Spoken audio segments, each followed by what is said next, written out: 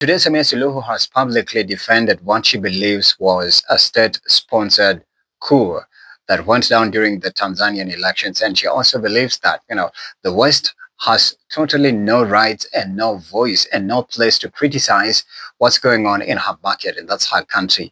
And quote unquote, from this CNN reportage by Larry Mado, it says Tanzanian president justifies police killing protesters in bizarre address to the elders of Dar es Salaam, claiming the youth were paid to overthrow her government. Our latest update on CNN covers alternate reality Samia Suluhu has created.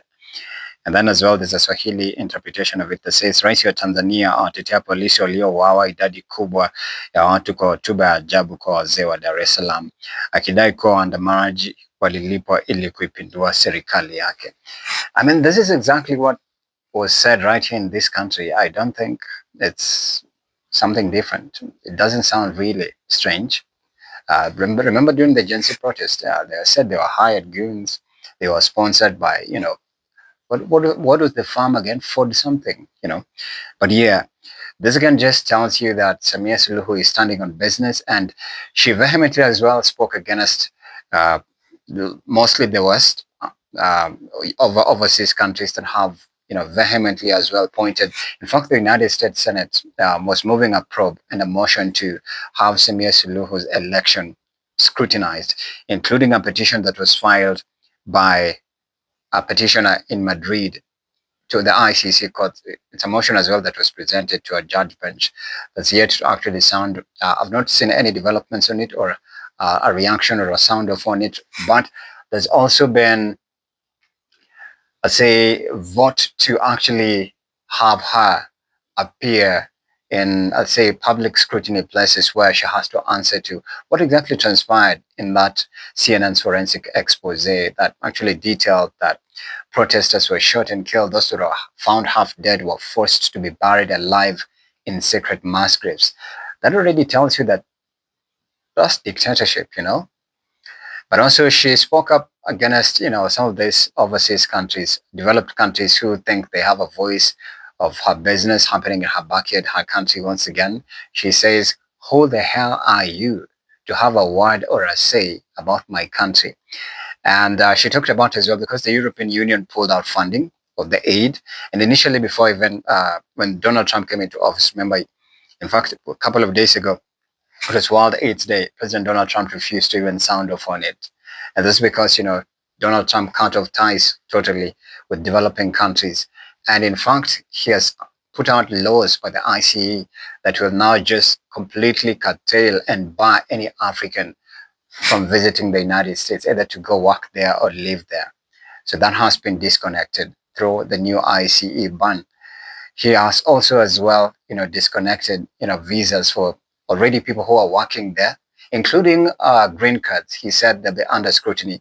There's a list of countries as well that were mentioned that Donald Trump's ICE, Immigration and Customs Enforcement, is trying to actually review.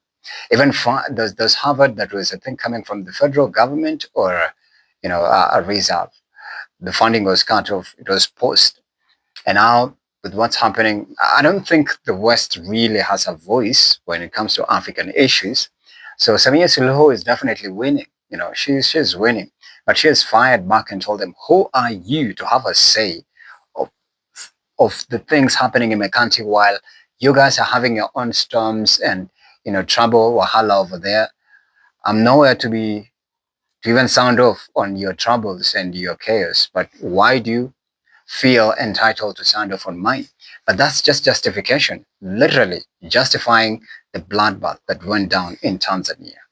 And I can't wait to see what that ICC petition file, will say, as well as the United States Senate probing into what exactly transpired, because that forensic report was completely, let's say, explosive and just expository. Like, if that's what happened in TZ and people are quiet, and you can see in that elders, because she was addressing elders in Dar es Salaam, there's a certain look on their faces. They look scared, they look angry, but then they're holding back. So it tells you a lot. It tells you a lot about, what's happening in TZ. And I want you to listen to just part of that speech address, and then we're going to close it up. Ni wakoloni kwetu. Kitu gani? Ni fedha chache wanayotugaia, ni fedha chache wanayotugaia, na fedha yenyewe sasa hivi haipo.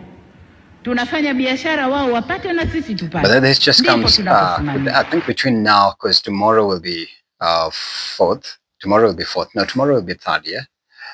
On 9th of December, they have nationwide mass protest. Of course, it was to be led by opposition leader Tundu Lissu, but he is still being charged of treason. So there's a lot to look out for in TZ. And I believe Kenya's activism and just vocal voices of, speaking up against inhumanity and injustices and systematic oppression has largely contributed to, this expose that's happening in Tanzania. So it's something I'll be following up and reporting on it. And I really can't wait to see the developments of this and how it's going to pan out.